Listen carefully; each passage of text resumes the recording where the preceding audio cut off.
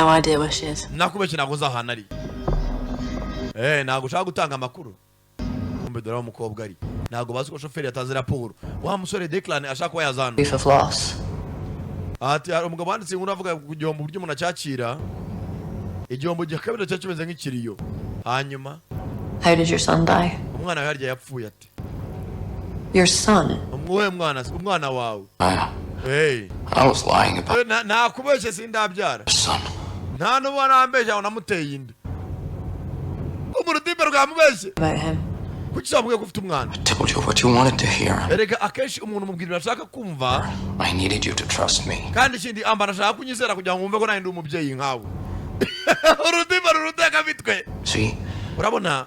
The moment I said dead child, muri kakanya nakubwira ko banyiciye umwana w'imyaka 7 ngabona koreraga. you create a backstory for my behavior. Wahise ubona ko ibyo nimo ndakora byose niba narayije n'abantu nabicaga mfite impamvu ituma mbica. You let your Muri make inkuru yanjye mbi nayisasiye uhita wumva ko ntacyo twaye. guard down. So I tell you about Mia. None batumye nkubwira ibyaye n'umwana wanjye Mia cyane. Something to use against me. Bashaka ikintu kwitwaza kugira ngo ndimbure. You needed something to cling to. Ahubwo nawe wari ukeneye ikintu cyatuma unyumva kugira ngo ibyo nguye byose tugendane mu murongo umwe.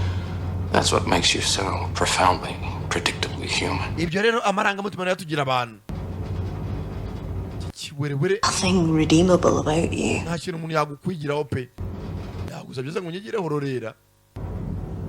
Yarebye uruwerewere. Ollie and Mia. Ngambwira ori na Mia bari. Umugabo wanjye. The point of a safe house is not giving out the address. Kuba nawe nakubwira ko majyanye ahantu hatekanye niyo mpamvu nakubwira ahantu bari. Tell me where they are. Gira umugabo wanjye n'umwana wanjye abohereje. Fucking say goodbye! Warusaze bamwe ahantu bari. Wagakobwa n'ubona rwaye diabete nakurangiza. Kumvikanye sibyo? You'll see your family after you get me to the Old Bailey. Wowe ikintu uzamara kugira ngo ubone umuryango warangiza mu rukiko. So you're keeping them hostage? None ugiye kubagira imbohe. I'm the only thing keeping them alive. Erega ikintu gituma umuryango wawe ukiri muzima. Me and the person I sent them to. Nijya utuma ari bazima n'ahantu nabohereje niyo mpamvu bakiri bazima. Nawe ubundi wofunga umunwa. Kunyikangisha nijya atuma umuryango wawe ubaho. I'm grateful. Ahubwo ubu nuca akenge uraza kunshimira binahambaye.